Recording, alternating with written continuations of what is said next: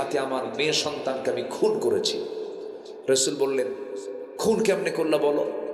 হুজুর, সন্তান আমার স্ত্রী গর্ভে। বললাম, যাও মার বাড়িতে যাও, সন্তান যদি ছেলে হয় নিয়ে আসবা, মেয়ে হলে পরে জীবন্ত পুঁতে হত্যা করে আমার কাছে চলে আসবা। মেয়ে সন্তানের চেয়ার আমি দেখতে চাই না।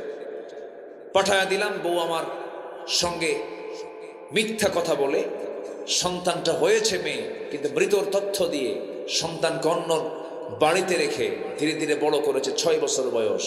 কোনোদিন আমার চোখের সামনে ধরা পড়েনি, একদিন আমার চোখের সামনে ধরা পড়ে গেছে। আমার মতোই চোখ, আমার মতোই কপাল, আমার মতোই হাত পা।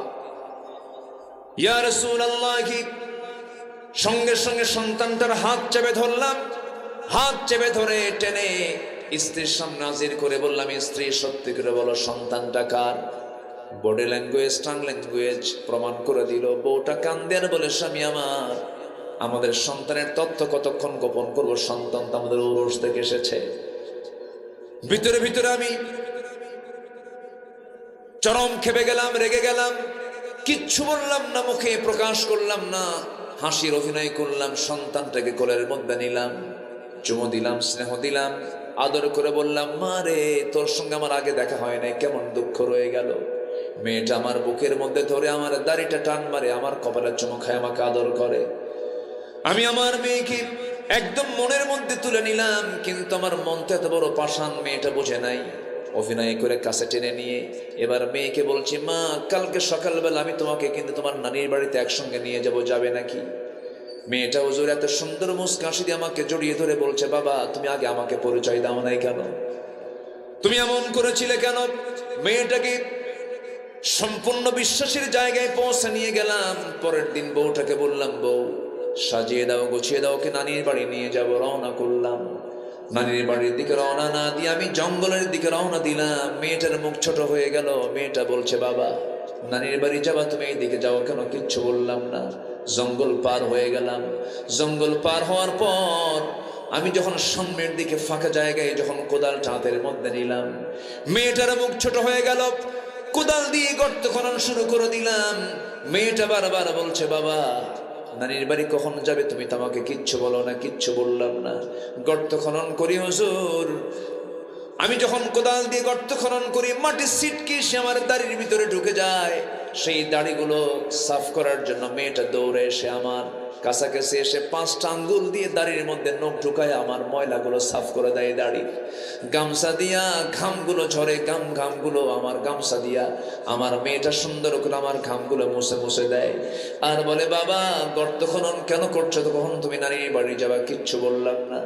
গর্ত খনন যখন শেষ হয়ে গেল হুজুর, মেয়েটাকে বললাম, মা, দেখো তো গর্ত খনন কেমন হয়েছে। আমার মেয়েটা সরল মনে মুস্কি একটা হাসি মেরে গর্তের কাছাকাছি চলে আসলো হুজুর।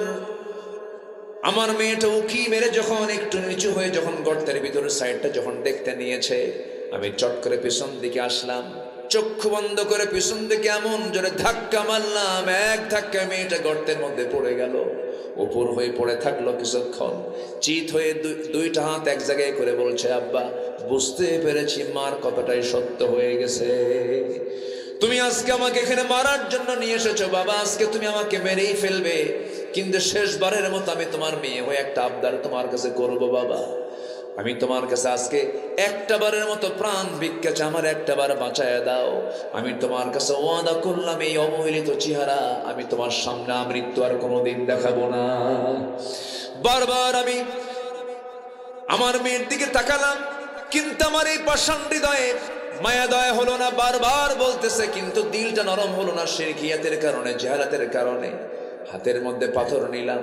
পাথর নিয়ে চোখ বন্ধ করে সন্তানটার কলিজা বরাবর যখন পাথর দিয়ে যখন ফিকা মারলাম, বুক বরাবর গিয়ে ছিটকে পড়লো।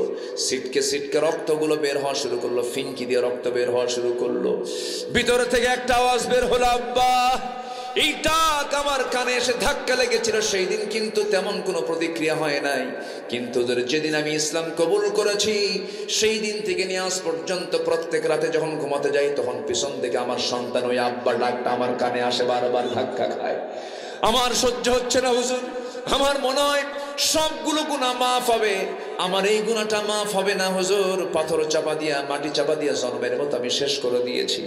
রাসূল সাহাবীকে বুকের সঙ্গে জড়িয়ে ধরে বলছে, দাহিয়ে কলবি রে, চিন্তা করিস না, আমার আল্লাহ রহমান রহিম ইসলাম গ্রহণের কারণে এই গুনাহ তোর জীবন থেকে আল্লাহ রাব্বুল আলামিন মাফ করে দিয়েছে। জোরে বলে সুবহানাল্লাহ। সেই গুণে ধরা অসভ্য বর্বর একটা এত নিচু জাতিকে বিশ্বের সেরা জাতিতে রূপান্তরিত করেছেন কোন জাদু মন্ত্র টোনা যন্ত্র দিয়ে নয়, দুনিয়ার কোন তন্ত্র মন্ত্র দিয়ে নয়, একমাত্র আমার নবীজি সমাজটাকে চেঞ্জ করেছেন। কি দিয়া? বলেন কি দিয়া?